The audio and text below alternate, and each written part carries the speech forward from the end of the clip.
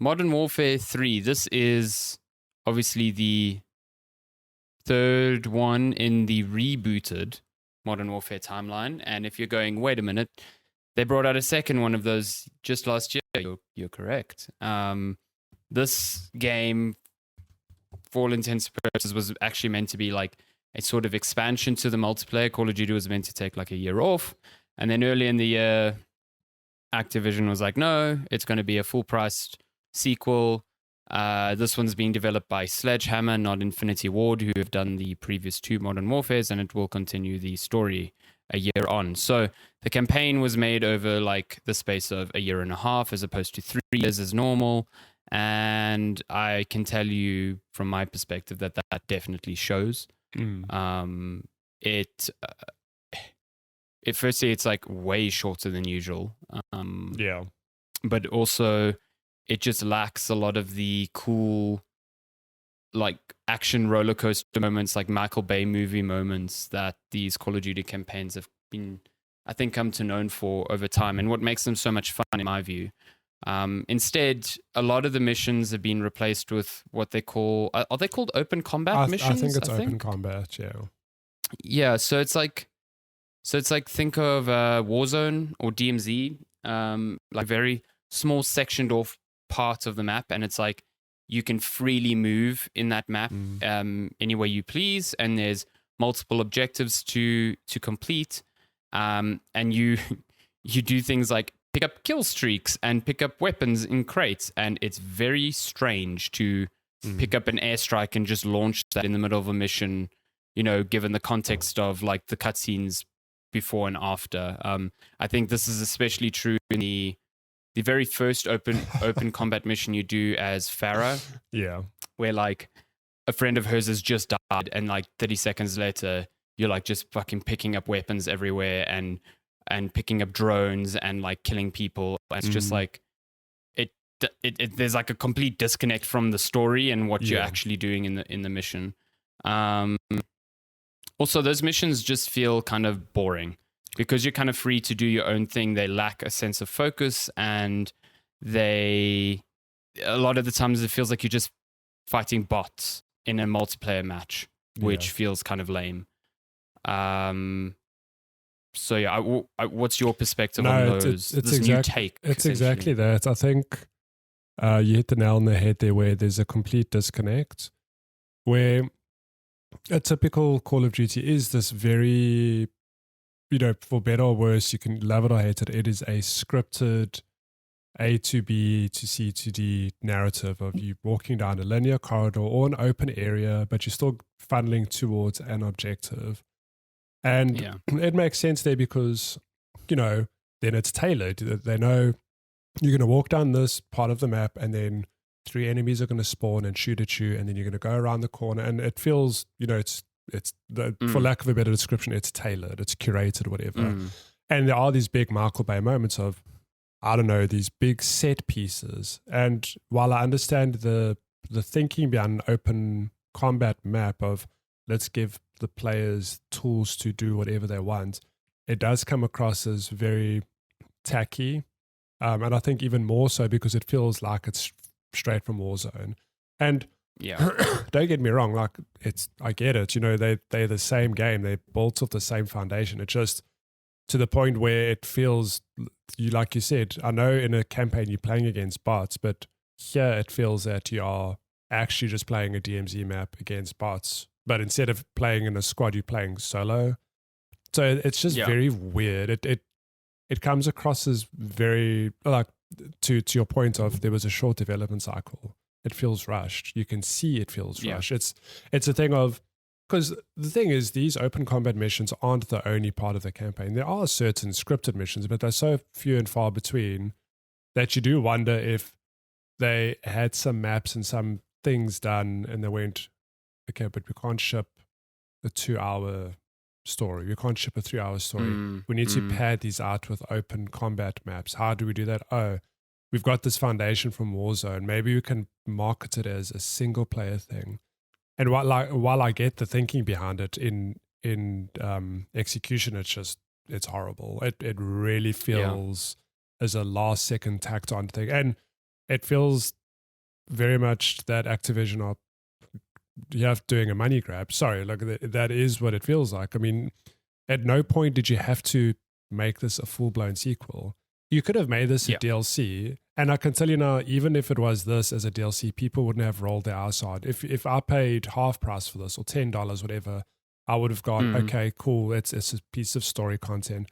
But now to have this whole full package with this, not like laughable is a bit harsh, but with this laughably short campaign, it's just very strange. It makes me wonder, like what is happening to Call of Duty. I think for years now, it feels that the franchise struggles. And I mean, even saying that feels like, I know I'm wrong. Modern Warfare 2 was really good. I enjoyed that. But it feels that there are just way more missteps than successes. And this one is just like a huge stumble. I'm like, so for like, take Modern Warfare 2 out the picture. Like the last one was Vanguard, and even that was like, okay. That was already like, you could start seeing like problems, like the high bar of quality, especially when it comes to the campaigns. Because like, let's be real, like not everyone plays the campaigns. Like I get that. Like probably the majority of people don't play the campaigns, get that. But the campaigns are still there for someone. They're there for people like me and you. And they had a high bar. Like I would say that was it 2019 was when Modern Warfare first came back. Yeah. That game was, that single player is fantastic. Like it is so fun, so good. And then Cold War, Black Ops Cold War after that, I didn't find like as good, but I still think it was really fun and really. And it's like from Vanguard onwards that you start seeing this like decline. Like Vanguard, Modern Warfare 2, I didn't like at all. And this one's on another level of like bad. I do think the scripted missions that are in here are pretty fun. I think the game starts off with probably its best mission in that prison break in the Gulag. I think that is a beat for beat Call of Duty mission. Like infiltration, silent, go loud, crazy explosion, heavy escape, and it's like paced perfectly. It's really, really fun. And then after that, it's just stumbles. That's exactly it. It's the typical Call of Duty starts out with that and then maintains it for pretty much the whole duration. In some ways, the missions vary, whatever. Yeah, you start off with that, and then immediately the second mission is an open combat mission. And I mean, there's a stealth mission. There's the only stealth mission in the game, which I think you've done, where you play as Laswell, where you have to go do something. How short was that mission? Yeah, and that mission was nonsense. Like that could have been a cutscene. It could have been a cutscene. It's like, okay, you're going to infiltrate this base. Okay, you walk in, you sneak in, you kill one officer, get a key card, you have a cutscene, mission ends. I was like, that is barely a mission. Like, that it was laughable how that was just included, and it served no purpose. All it did was to show how one character got away from like something that you thought was inescapable. And like it literally could have been a cutscene. So I really it's don't. Strange. I don't know.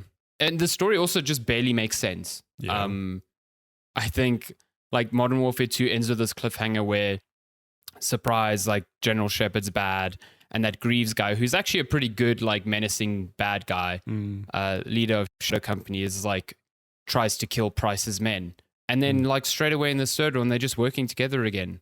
And I'm just like, what the fuck's going on? Yeah, it's a thing of, well, okay, we've got our eye on you. It's like, hell, did you kill me? Did you play Modern Warfare 2? Yeah, you literally shot at me and nearly murdered me, and now you're saying, "Oh, we got our eye on you." Yeah, like please, come on. It's just, it's really disappointing. Even just as an overall package, like I've dabbled with the multiplayer, and again, by no means the target market of the multiplayer. I love it. I just don't put in as nearly as many hours as the average Call of Duty player does. Even there, like, do the new maps warrant being behind a $60 paywall? That like, $70. Yeah. Like, I don't know. That's the question. I can't tell you that the multiplayer is significantly different over Modern Warfare 2. I mean, it's the same base game, the same foundation. And then even I've dabbled with the zombie mode a bit, and while I think it's fun, it's still very much, it's basically like DMZ, but with zombies.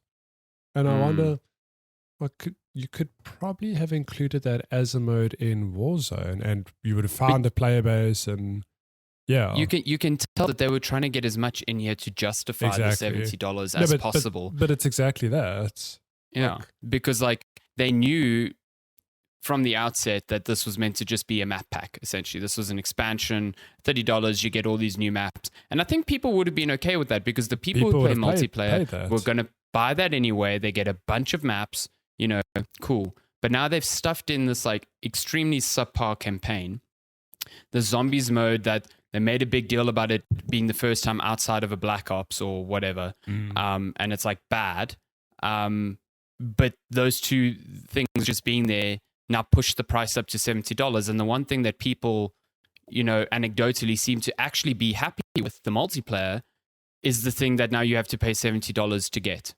Yeah. And it's just kind of shit. Like, I think that's shit. I think every other year you can make the argument that, people have been paying $70 for the multiplayer every year. But, that's their choice because the campaign there is still quality. It's still good. The multiplayer, I think this is the first time where it's not, But the multiplayer across games have differed. I get it. That's also true, yeah. It's going from a World War II to a Black Ops to a Modern Warfare. The multiplayer is all different. There'll be different weapons. Yeah, big gameplay changes. Yeah, I'm just like, but it's the same multiplayer. I know there are new maps and stuff, and there probably are new weapons, but it's the same base multiplayer, and you putting it behind a full price package like that. Just I think a saving and a saving grace, and also a downfall is that they brought over all the stuff from Modern Warfare 2. Like, it's good that they did that because I think people would have a much bigger problem if they couldn't issue. Like if they couldn't like swallow this pill of $70, but at the same time it then makes you like question why you spend $70 on this at the same time. So yeah, I don't know. It's a weird thing. I really don't like that Call of Duty is in the space because as much as people give it shit, I do enjoy playing them every year. Same. And I will say that I think Call of Duty is very underrated in how it looks and works. Like the fact that it looks as good as it does. I mean, I know we're on modern platforms now, but the fact that these games have looked like this for years now and been 60 FPS, I like the hyper realistic. And it looks fantastic. Yeah, it does. I take my hats off to them, but then you just, it's just frustrating. I don't know. Yeah. Well, there's reports that, next year's back to Black Ops, which means that, Treyarch has had the traditional 3 years to work on a game. So that's probably good. And I hope that, it's too late for Microsoft to step in now. Oh, it will be too late because they're still figuring out contractual stuff. They haven't even really begun dabbling with Activision stuff yet. So I think the next Call of Duty is still very much a product of Activision. And I'm just curious to see where that goes. Yeah.